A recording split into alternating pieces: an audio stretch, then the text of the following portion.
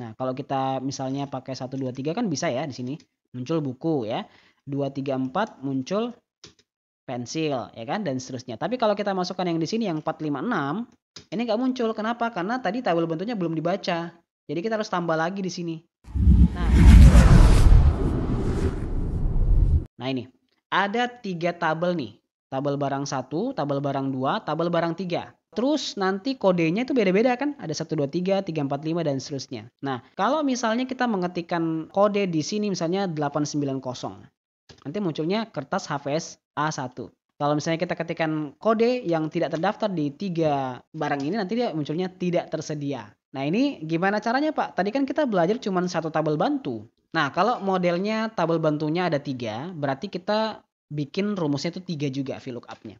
Saya akan menjelaskan satu persatu ya, biar nanti kalian nggak bingung gitu. VLOOKUP dulu. Terus kita klik lookup value-nya di sini ya, berdasarkan kode kan. Kemudian table array-nya kita blok tabel bantu kan. Yang ini, tabel bantu pertama. Kunci F4, kemudian titik koma, call index now ada pada kolom keberapakah barang? Ini pertama, ini kedua. Titik koma 0. Nah, ini kan sampai di sini ini udah benar, tetapi ini hanya berlaku untuk tabel barang 1. Tabel barang 2 nggak bisa sama barang 3 karena nggak kebaca gitu. Nah, kalau kita misalnya pakai 1, 2, 3 kan bisa ya di sini.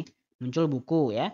2, 3, 4 muncul pensil ya kan dan seterusnya. Tapi kalau kita masukkan yang di sini yang 4, 5, 6 ini nggak muncul. Kenapa? Karena tadi tabel bentuknya belum dibaca. Jadi kita harus tambah lagi di sini. Untuk menambahnya kita harus amankan dengan if error dulu di depan. Kenapa? Supaya nanti ketika kita tidak menemukan jawaban yang sesuai dengan tabel bantu di tabel barang 1 ini, dia nggak error gitu loh. Nah, setelah kita input if error di depan rumus VLOOKUP, kita sambung di ujungnya. Tapi bukan keterangan if error ya. Kita sambung lagi dengan rumus VLOOKUP. Nah, begini. Lalu kita klik kodenya, kemudian titik koma. Table array-nya sekarang tabel barang 2. Kalau tadi tabel barang pertama yang kita blok, sekarang tabel barang 2. Kita kunci dengan F4, lalu titik koma lagi ya. Call index 6 untuk barang ini. Barang itu pada kolom keberapa? Kode kolom pertama, barang kolom kedua. Titik koma 0 ya, sama. Kita pakai yang vols. Nah, sampai di sini kita sudah berhasil membaca dua tabel bantu ya. Hanya saja di ujungnya kita belum kasih keterangan nih. Harusnya kan di sini ada keterangan ya, jika error apa gitu. Nah, supaya nanti bisa connect nyambung ke kolom berikutnya, ini kan kalau misalnya kita enter ya, saya cek dulu ya. Kalau misalnya kita enter kan muncul jawabannya penggaris kan, 456. Kenapa? Karena dia muncul di sini.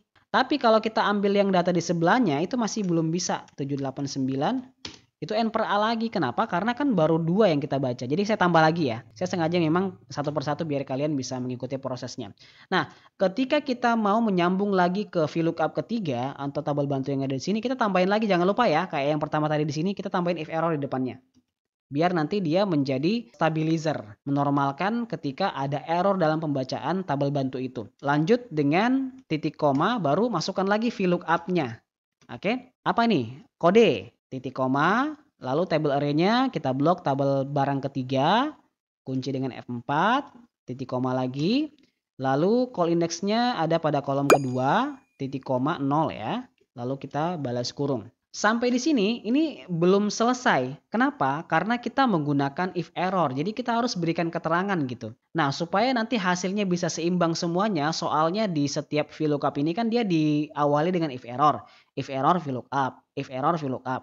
Maka di sini kita juga harus masukkan if error VLOOKUP biar nanti dia menjadi penyeimbang gitu ya untuk setiap error dari masing-masing tabel bantu. Ya, kalau tabel bantunya 3 ya berarti kita bikinnya if error if lookup-nya 3 kali. Nah, terakhir baru kita berikan keterangan.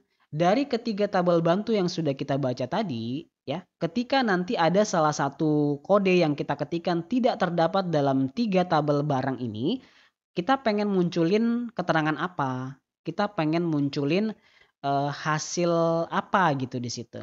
Sama kayak yang sebelumnya yang kita bahas ya. Berarti kita bisa masukkan penghubung titik koma. Kemudian kita beri tanda petik apa gitu. Misalnya barang nggak ada. Nah, misalnya kayak gitu. Terakhir kita balas kurung. Balas kurungnya itu kita bisa pakai metode menghitung jumlah buka kurung yang kita buka ya.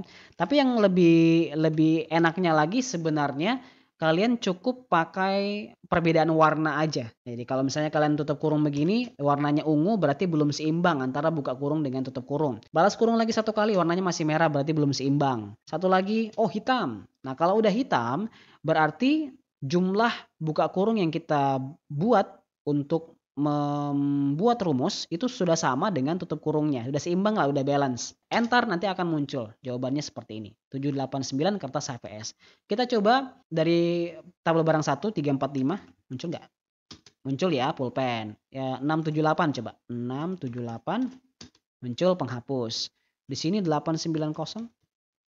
Muncul kertas HVS. Kalau kita bikin 000, barang nggak ada. Kenapa? Karena ya kodenya nggak ada dalam sini, nggak ada dalam 3 tabel barang kan, makanya dia tidak ada.